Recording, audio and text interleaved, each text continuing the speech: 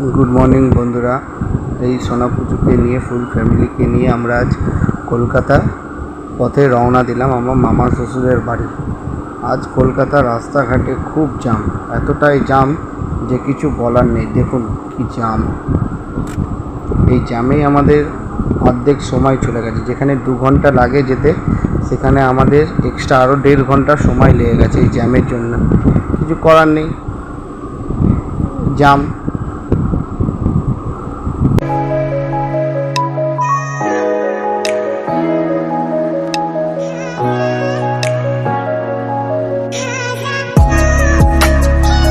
এতক্ষণ জ্যামে দাঁড়িয়ে আমরা এখন সেকেন্ড ব্রিজে এলাম। কী করবো, দুর্গা পুজো সময়টা আমাদের ঠিক করা ইতিমধ্যেই হয়েছিল। তাও ভাবলাম রোববার আমার অসুবিধা হবে না। আমার শ্বশুরের বাড়ি অনেক কষ্টেই দিয়ে 6 বছর পরে প্রথমবার এলাম বউ, বাচ্চা, শাশুড়ি মা আর শালাবাবুকে নিয়ে। দেখুন কি সুন্দর সাজানো গুছানো ডাইনিং।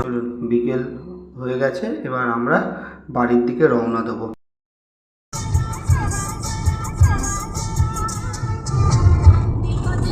নাচো নাচো।